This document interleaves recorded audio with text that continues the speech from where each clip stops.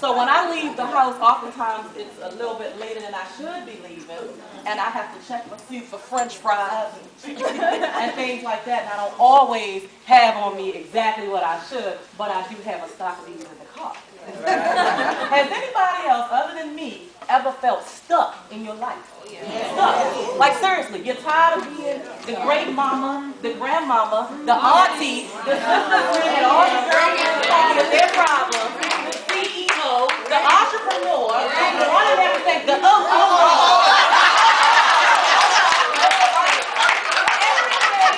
everybody, but they ain't doing nothing for yourself. That was me. Flatline. Lost my pulse in life, lost my heartbeat in life, was existent, not living. Was the great wifey, spending time with hubby. Got my 3 children, all under 6. Yes. Working a secular job outside of the home, so I wouldn't stress hubby out with paying all the bills. Going there to a job I was underappreciated, undervalued, and underpaid because I had to hold on to that paycheck. I got tired. I flatlined. I lost everything about me. It was gone. I was sitting in my car after I dropped my kids off at 6:45 in the morning, knowing they were going to be in somebody else's care for 11 hours a day, and the tears would roll down my face. Do you understand what I'm saying? Yes. I didn't have control of my life. I wasn't teaching my children what I wanted them to know. I wasn't instilling the morals and the values and the principles I wanted them to have. Somebody else was. Because guess what? I was walking in my door at 7 p.m. after the long day, after being up since 4:30. Okay? And I was, okay, honey, which one you going to do, bath time or dinner? Okay, you got that, I got this over here. I look up, it's 8 o'clock. I got to kiss my children and put them to bed so we can do this crazy routine all over again. The next day, and the next day, and the next. I was tired. I didn't want to live like that. I didn't want to exist. So for many years, several years, I sulked. And I moaned and I groaned and I complained to my husband as much as I could complain to him, and I stressed him out, I'm sure. And I stressed myself out, and I was angry on the job, and I was stuck in a cubicle for 8 hours a day. I didn't even have the flexibility to cut half hour off my lunch break so I could leave work a half hour earlier to get to my child by 6 o'clock. So I'm rushing from downtown D.C. to the other side of town to catch 2 trains, to drive 20 minutes, to walk in the door at 6:03, and they giving me the dirty look. Because, honey, no, you're supposed to be here at 6, so that's going to cost you some more money. Do you understand what I'm saying? Was I living? No. Was I existing? You get tired of being in a rut. You get tired of living a routine.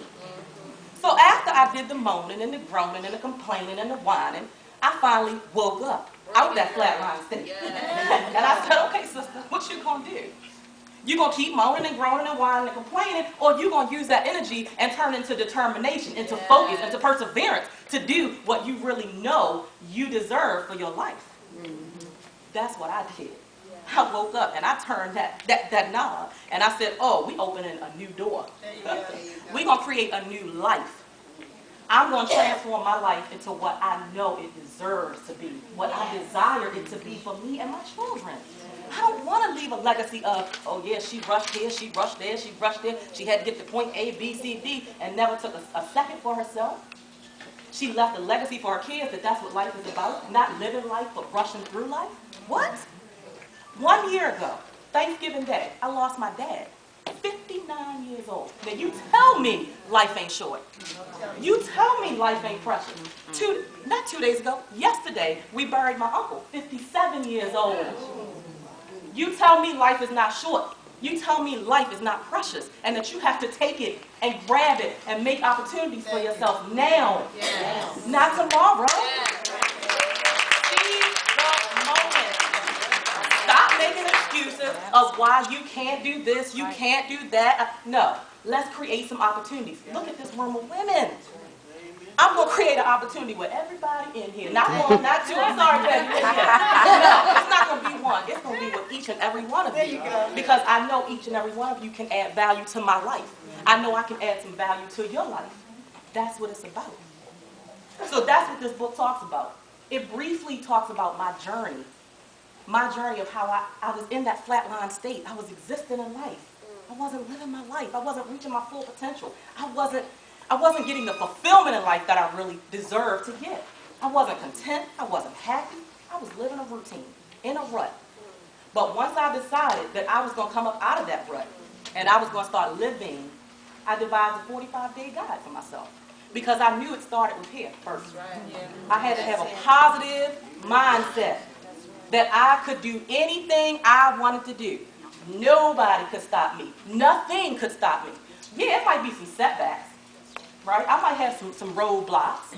And after I don't have that paycheck anymore, yeah, I might have a couple people calling me till I get that straight. But guess what? I'm going to keep on, keeping on, right through that, until I get to where I want to. Because it's about crossing the what? Crossing the finish line, right? You're going to have some setbacks. It's okay. And guess what? When I have those few setbacks, I call my sister. I call Peggy. I call Monique. And I cry my few tears and say, this is what's going on. And guess what? Because they know about my journey, because they know about my mission, my vision, they give me that oomph to keep going. You better not give up now. You done got me all excited. You done got me pumped up and working on my own dream. You better not. You better keep it going. So it's an interchange. It's an interchange. And that's really what the book is all about. And that's why Peggy is so passionate about getting it into the hands of as many women as possible. This book, I just launched this book January 2nd at the National Harbor. 200 copies of this book have sold already. And it's not because I have somebody endorsing me, and it's not because I have a big billboard. It's because women want to be uplifted. Women want to be inspired. They want to be empowered. To know I have the self-confidence, I have the self-assurance, I have everything within me that I need to accomplish what I want to accomplish. So don't let anybody stop you. Don't let anybody, the naysayers, the people who don't believe, girl, you'll never get out of that full-time job. No, you need that paycheck. Them 3 babies want to eat. Yeah, they do. But I want to live life too. And I want to leave a legacy. I want to show them what life is about. And that's not about rushing off to somebody's job, sitting in a cubicle for 8 hours a day where my skills and my talents are being utilized, where I have to stay in this bracket of money. No, I don't. We're going to keep on rising, and we're going to keep on growing and becoming a better woman, a stronger woman, a more empowered woman. That's what I'm about. That's what this book is about. That is what I will continue to preach to every woman, every mom that I meet. So I'm so happy to be in this room. Thank you so much, Peggy, for the opportunity. Like Peggy said, the thing I love about Peggy, I've met a lot of businesswomen, a lot of successful businesswomen, but I can't say a handful maybe, who have taken me by the hand to say, we're not going to just talk about it, we're going to help you. That's right. No, we're going to come up with plans. We're going to come up with an action plan. And we're going to get that book moving, sister. And that's what I appreciate about you. So thank you so much. Thank you, ladies. I'm so happy to be in this room with other positive women. Thank you.